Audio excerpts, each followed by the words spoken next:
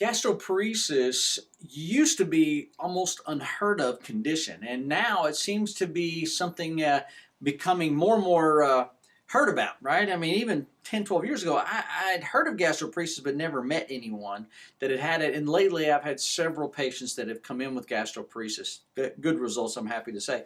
But gastroparesis is basically when the stomach just becomes paralyzed, okay? It just quits working the way it's normally supposed to work. It can't process food. So what happens is typically they have a lot of stomach pain, cramps, but when they eat, they oftentimes will throw back up.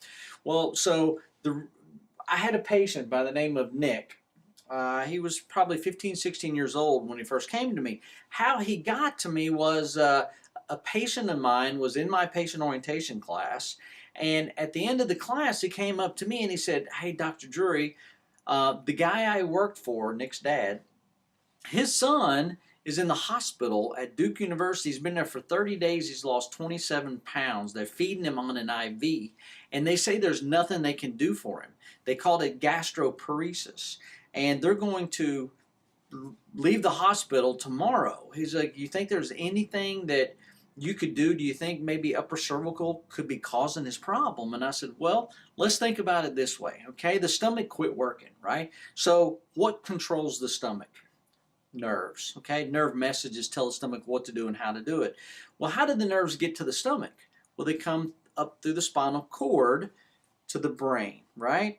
The brain is the mechanism, it's the powerhouse, right? So where is the only place in the entire spinal cord, without having some sort of gross deformity, that the messages between the brain and the stomach could be interfered with?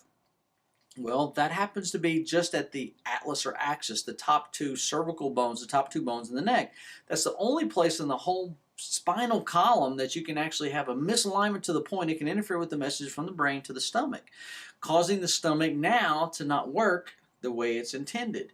So he asked me, he said, "Can I give your number to my boss and see if he can talk to you about this? Maybe he can get Nick in to get him checked to see if maybe you can help him." I'm like, "Absolutely." So before I got home, which is about a 20-minute drive, Nick's father called my cell phone, and he was like, "Look, I'm going to pick Nick up tomorrow at the hospital. Is there any way we can bring him over and have you check him to see if there's an upper cervical problem causing it?" And I said, "Absolutely."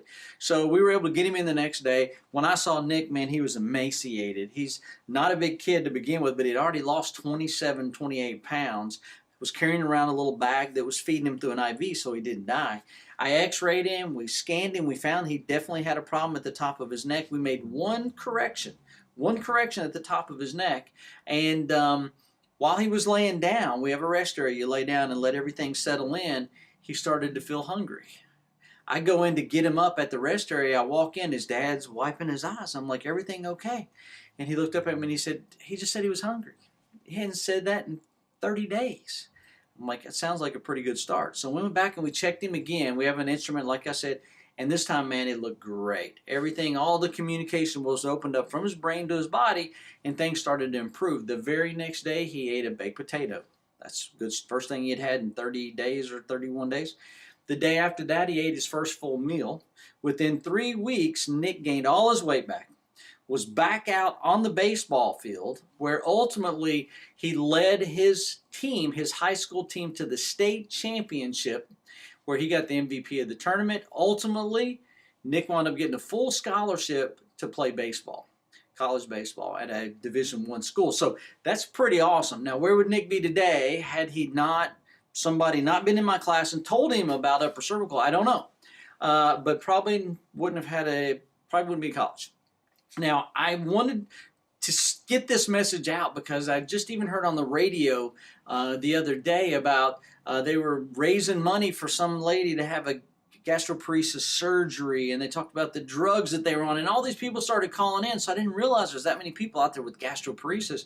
I just, I knew it was becoming more and more aware, but holy cow, just listen to the radio. So I wanted to create this video because I need the world to know that there is hope for gastroparesis, and does not come in a pill, potion, or lotion, and you don't have too many body parts. So going and cutting things out, is crazy to me to try to fix something that started on the inside, that's the problems on the inside. So taking stuff out of the inside ain't going to fix it. Okay, so if you have gastroparesis, or you know someone that has gastroparesis, please share this video with them.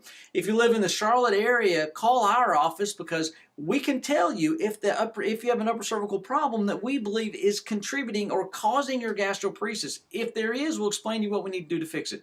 If there's not, at least we'll rule that out, and we will try to find someone else that we think can help you. We will refer you to another specialist gladly if we think they can help you. Now, if you live anywhere in the Charlotte area, Gastonia, Mint Hill, Cornelius, Lake Wiley, Lake Norman, give our office a call at 704-588-5560, 5560. You can go to our website if you want to learn a little bit more, uppercervicalspinecenter.com. We have other videos there. I think it give you some more information. If you don't live in the Charlotte area, do yourself a favor. Find an upper cervical doctor near you that can help you with your gastroparesis. If you can't find one, call our office. We'll be happy to look around and see who we know in your area that maybe could help you. Okay? Wish you the really best.